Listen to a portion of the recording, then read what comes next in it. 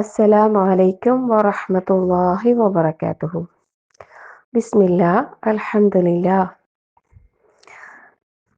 അള്ളാഹുവിന് ഏറ്റവും പ്രിയപ്പെട്ടതെന്ന് നബി സല്ലല്ലാഹു അലൈഹി വസല്ലമ പറഞ്ഞ ഒരു കാര്യം നമ്മൾ ഇന്നലെ പറഞ്ഞല്ലേ, നമസ്കാരം അതിൻ്റെ സമയത്ത് നിർവഹിക്കുക എന്നുള്ളത്. എല്ലാവരും അത് ശ്രദ്ധിച്ചിട്ടുണ്ടാകും എന്ന് വിശ്വസിക്കുന്നു ഇൻഷാ അല്ലാഹ്.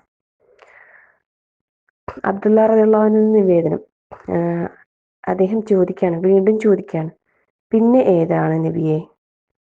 അപ്പോൾ റസൂൽ സല്ലല്ലാഹു അലൈഹി വസല്ലം പറയാണ്, മാതാപിതാക്കളോട് നന്മ ചെയ്യുക എന്നത്. മാതാപിതാക്കൾക്ക് നന്മ ചെയ്യുക അള്ളാഹു സുബ്ഹാനഹു വ തആലയോടുള്ള കടമകൾ പറയുന്നിടത്ത് അല്ലേ, നമസ്കാരം എന്നുള്ളത് റബ്ബിനോടുള്ള ഒരു ഹക്കല്ലേ നമുക്ക്. അതുപോലെ നമുക്ക് നമ്മുടെ കൂടെയുള്ളവരോട് അല്ലേ, ഇതര ജീവികളോട് ബാധ്യതകളുണ്ട്. അതിലേറ്റവും പ്രധാനപ്പെട്ടത് മാതാപിതാക്കളോട് തന്നെയാണ്. അള്ളാഹുവിനെ ആരാധിക്കണം എന്ന് പറഞ്ഞ ഉടനെ തന്നെ ഖുർആനിൽ പല സ്ഥലങ്ങളിലും മാതാപിതാക്കൾക്ക് നന്മ ചെയ്യുന്ന കാര്യം അള്ളാഹു സുബ്ഹാനഹു വ തആല പറഞ്ഞിട്ടുണ്ട്. അപ്പം അതുകൊണ്ട് തന്നെ അതിൻ്റെ പ്രാധാന്യവും മഹത്വവും നമ്മൾ മനസ്സിലാക്കേണ്ടതാണ്. അള്ളാഹുവിൻ്റെ തൃപ്തി ലഭിക്കുന്നതിനുള്ള ഏറ്റവും വലിയൊരു കാര്യം എന്ന് പറയുന്നത് അത് മാതാപിതാക്കളുടെ തൃപ്തിയാണ് അല്ലേ. മാതാപിതാക്കളുടെ തൃപ്തി ലഭിക്കുന്നതിലൂടെ അള്ളാഹുവിൻ്റെ തൃപ്തി നേടാൻ സാധിക്കും നമുക്ക് ഇൻഷാ അല്ലാഹ്. അപ്പം അള്ളാഹുവിന് ഏറ്റവും പ്രിയപ്പെട്ട മറ്റൊരു കാര്യം നമ്മൾ ഇന്ന് പഠിച്ചു. അൽഹംദുലില്ലാ.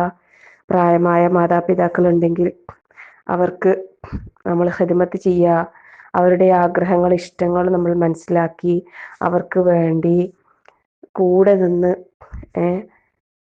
നന്മകൾ ചെയ്യാൻ വേണ്ടി പരിശ്രമിക്കുക. ഇനി അഥവാ മാതാപിതാക്കൾ ജീവിച്ചിരിപ്പില്ലെങ്കിൽ അവർക്ക് വേണ്ടി പ്രാർത്ഥിക്കുക, അവരുടെ കൂട്ടുകാരെ സന്ദർശിക്കുക, അവരുടെ സഹോദരിമാരുണ്ടെങ്കിൽ അവർക്ക് വേണ്ടി നന്മ ചെയ്യുക.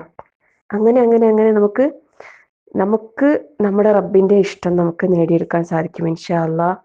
അല്ലാഹു സുബ്ഹാനഹു വ തആല നമുക്ക് എല്ലാവർക്കും ഈ പറയുന്ന ഓരോ കാര്യങ്ങളും ജീവിതത്തിൽ പ്രാവർത്തികമാക്കാനുള്ള തൗഫീഖ് നൽകി അനുഗ്രഹിക്കുമാറാകട്ടെ. ആമീൻ.